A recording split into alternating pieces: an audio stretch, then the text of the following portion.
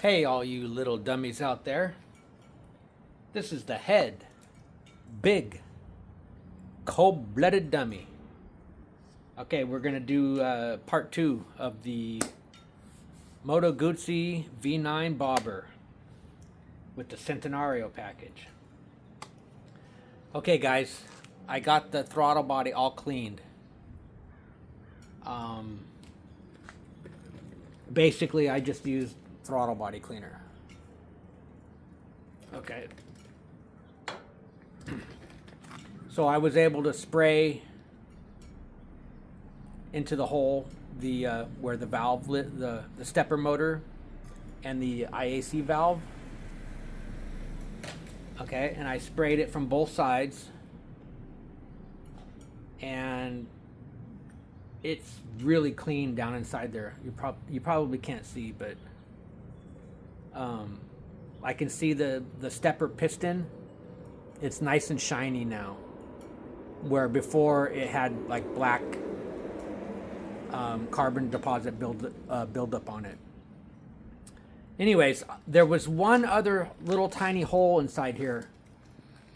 Right next to the large hole, there's a smaller hole on the side, and it leads to this little if you look on the casting of the aluminum, you see like a little tunnel, and that hole leads straight through into the engine computer. Okay, I'm not 100% sure, but I'm guessing that that is for a mass airflow sensor, or possibly an air temperature sensor, or both, because nowhere else on the bike is there a mass airflow sensor. Normally they're in the air box, or they're in the front of the front part of the throttle body, or they're somewhere on the intake tube. But this bike has no mass airflow sensor externally that I can find. So my guess is that little tiny hole leads into the computer, and that's where the sensors are located, straight into the computer. So if anybody out there knows exactly what that hole is for, could you guys let me know in the comments? But I'm pretty positive it's for some kind of a sensor. So one more thing I wanted to mention about this throttle body is, you see that little piece of yellow paint they put on there? That is for the stop for the throttle. So if you notice, when you turn the throttle, it when you rotate the throttle, it stops against that little threaded and they put the tape on there, they put the paint on there so that you don't mess with it, because that's set at the factory. So I'm not going to screw with that. Okay, so basically now this thing is all clean. We're ready to put it all back together.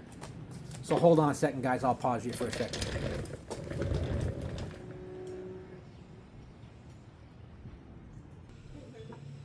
Okay, guys, check this out. Look inside the intake runner. You see all that carbon buildup? That's exactly what I've been talking about. This bike has been puking oil and blow-by straight through the throttle body and into the intake runners and into the cylinders. That's not good.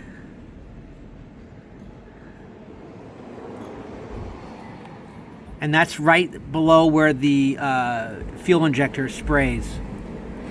Okay, so at this point, guys, I'm not gonna disassemble that to pull it apart and clean it. I'm just gonna leave that be for now. But at some point in the future, I'm gonna have to take these off and take them off and clean them in my ultrasonic cleaner. I suppose I should probably do it now, but I don't know if I'm gonna be able to reuse the gasket. So I don't want to take any of this apart right now. But basically, this can't just be happening to my bike. So this is happening to everybody's bikes. So I think there's something wrong with the way this whole system is designed. You notice on the PVC hose, hang on, let me pause you guys for a second. Okay, we're back on the other side. Okay, you see up in here, guys? This is the PCV hose. And it comes from the front of the engine, and then it comes and it makes a turn and it goes up, and then it makes a U-turn and it comes back down, and it goes into the PCV valve, which is like a check valve. And then it comes down, and then it goes over, and then it goes down here, and it goes straight into the air box. Let me see, right here. It goes straight into the air box. And when you look inside the air box, at the very bottom, there's a hole, and that's where the PCV valve exits. So they put this bend in it for a reason. I think it's to keep... They're trying to keep, I guess, the oil. It's almost like a trap, like an oil trap. That's the only reason why they would put a bend in it like that. So I don't know, guys. I wish I could put an oil catch can on this thing, and then vent the breather just to the atmosphere, rather than have it be fed back into the air box. So this is what happens when you get these emissions control. You know, they're trying so hard to save the environment, you know, on a tiny little motorcycle, yet they let these jets fly around spewing carbon up into the atmosphere. And I mean, you never see a smog device on a jet, on a private jet or a yacht or any kind of crap like that. But anyways, I digress. So there's got to be a way to put an oil catch can on here. I don't know. I'm just going to get it back together the way it is for now, guys, and then we'll go from there. But I wanted to show you one more thing. When I was taking apart the air intake tube,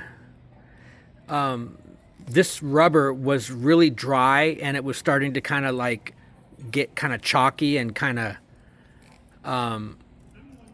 so it needs some kind of lubricant in order to be able to slip it past these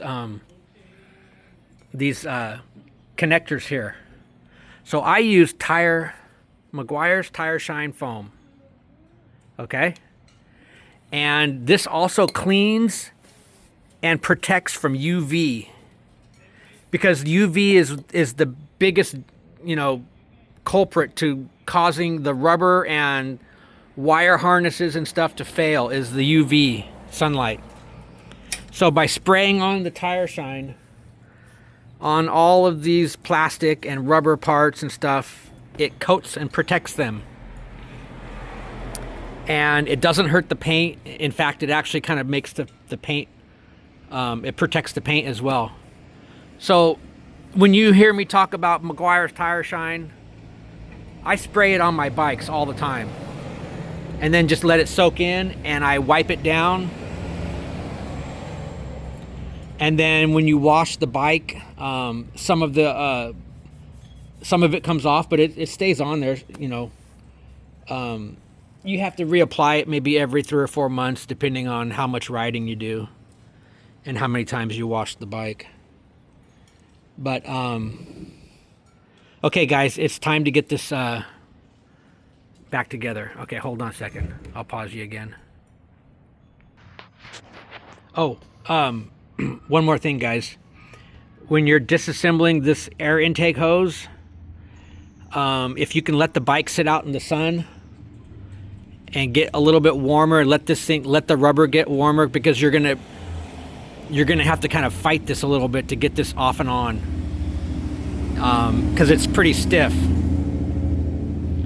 So I just wanted to share that with you. You don't want to be doing this in the dead of winter when it's freezing cold, because this thing is going to be rock hard. Okay, hang on, I'll pause you guys again. Okay, one more thing, guys. So on this bike, this is on the right hand side, this is the oil pressure sending unit.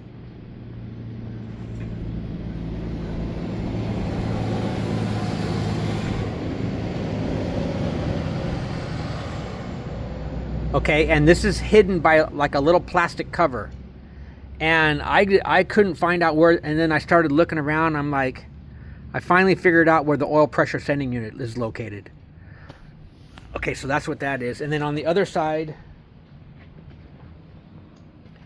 this is the engine temperature sending unit right here. And it has its own little plug. Okay, here's the plug. And I took this out and I swapped it with the one that I have in my V7, and I plugged everything back together, and that didn't affect anything on the bike. So I know that this sending unit is okay. But when I took out this this temperature sending unit, it just goes into the like a dead end, like inside the cylinder head. There's like a hole that goes in, and then the hole just stops. So there's no oil passage or anything. So I don't know if this is measuring the temperature of the cylinder head or of the oil, or all I know is it's a temperature sending unit. So that's where that's located. Okay, that's it for now. Okay, I'll check back in a little bit. Okay, hey guys, one more thing. I took out the PCV valve, and this is a one-way valve. Down inside there's a reed valve, and that little reed valve only opens in one direction. So if you blow from the top,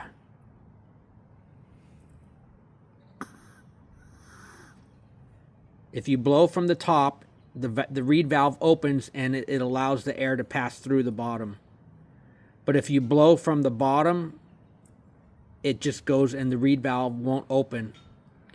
But if you notice on here, guys, you see where it says on there, it has an arrow, and then it says motor, and then another arrow pointing downward. So the way I can understand that is it would be installed in this direction. So this would be coming from the motor,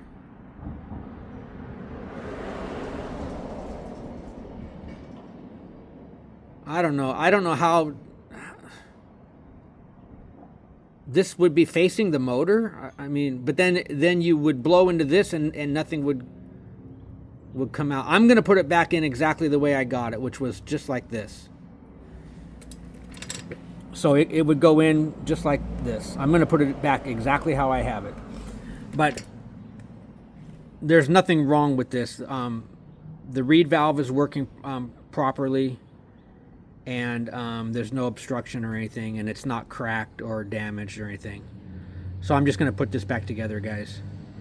Okay, I just wanted to add that in.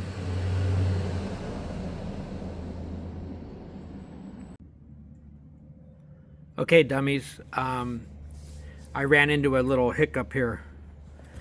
So when I first took off the throttle body, the rubber boot that was attached on here, the part that goes through the airbox, when I took this off originally and pulled it out, I twisted it and pulled it out, and the boot stayed on the throttle body, and I pulled it out of the airbox.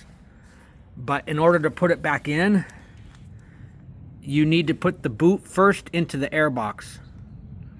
Okay? And then, I don't know if you can see right in here, but there's a little, right where my finger is, there's a little recess in the, let me see if I can get it to focus. Okay. There's a small recess in the airbox. And on the rubber boot, there's like a little tab. And that's where you have to line it up with. So what that does is that indexes the rubber boot onto the airbox. And then at the very top of the rubber boot, right up here, where my fingernail is, there's a notch. And that's at 12 o'clock. Okay, and that notch lines up with this little tab right here. This little tab right there. And that sits at 12 o'clock. So that sits like that. And then that little tab goes into the notch on the rubber boot. So you have to be aware of that. And in order to get the rubber boot off of here, I had to spray some tire foam in there to act as a lubricant. And then it came right off. And then to get the rubber boot back into the airbox, you also put some tire foam, and that acts as a lubricant. And then I'm going to put some tire foam inside, and I'm going to put a little bit on here, and so that when I slide this in here onto the rubber boot, it should just slide right in. And these little grooves, that's what seals it, and that's what kind of it's like a it's a ribbed. It's ribbed so that it like catches onto the on the inside of the rubber boot. There's also little grooves. So this whole thing is turning into just a big pain in the butt. But at least, you know, guys, I'm being the guinea pig. So, you know, the guys at the factory, they do this all day long, and they can just go bump, bump, bump, bump, and they can plug this stuff together super simple. But for a dummy out here in the real world, you know, this is all new. Okay, I'll check back in a little bit once I get this throttle body back in. All right. Hey, all you little dummies out there. This is the head, big, cold-blooded dummy. All right, guys, we're going to wrap up. This is wrapping up part 2 of the Moto Guzzi V9 bobber with a Centenario package. Cleaning the idle air control valve. Okay, so we're on step 2 here, guys. But first I wanted to show you something real quick. Check it out. The dummy is filming the dummy, watching the dummy on YouTube. Hey, look, there's the dummy on YouTube. Hey, you big dummy. Okay, anyways, guys. Let me show you what we did. So,